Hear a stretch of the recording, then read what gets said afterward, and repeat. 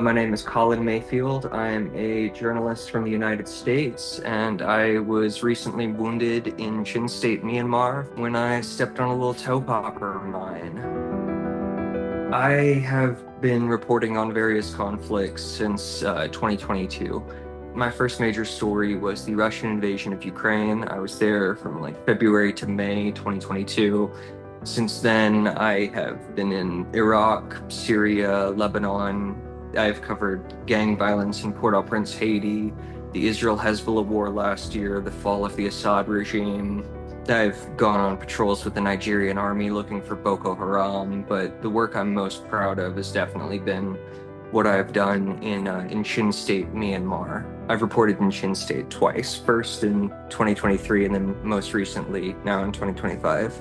People's Defense Force Zoland actually wrote to me and asked if I'd be interested in covering their revolution because I followed a spokesperson for PDF Zoland on Instagram. They asked me if I'd be interested in coming to report with them. I took them up on that, and that's how I got that embed in 2023. I was with them when they attacked SAC positions in Tainan village, but were not successful in capturing the village. It was ultimately they retreated. And then I was with them on November 21st, 2023, when they did successfully capture the Tatmadaw base atop Kendi Mountain in Tedim Township in Chin State. So that was my first trip. I spent about 2 months with PDF Zoland. Now, 2 years later, I decided to come back and basically just do a follow-up with the same group that I was with. PDF Zoland isn't on its own. It's part of the larger Chin Brotherhood Alliance now. So I went with PDF Zoland on a little reconnaissance mission just to see if there was still SAC in the area. And they were flying the drone, looking at the positions, trying to see if anyone was there. And on the Tedim Road that runs along the mountain there was a PPF, People's Police Force checkpoint. PPF withdrew, abandoned the checkpoint. SAC came in, mined the area pretty heavily. About a week later, I'm there with them on that reconnaissance mission. Everything went fine. All the different places we checked out, there was no SAC to be found in the area.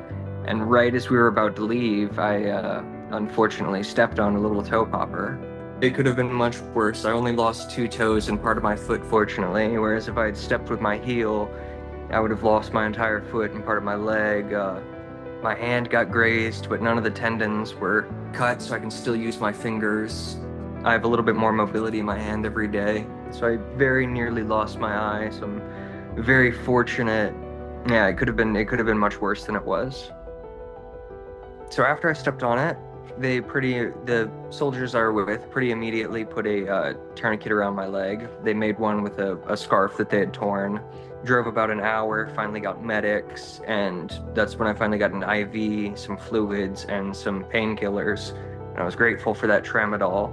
After that, it was another 2 to 3 hours to a field clinic, where the next day I had my first surgery, and I spent 2 weeks trying to recover in this clinic, but my foot was getting quite infected, and eventually the U.S. State Department and India's Ministry of External Affairs agreed that I could come to Aizawl for medical treatment. So I was very, very grateful to India for allowing me to come here and get proper health care.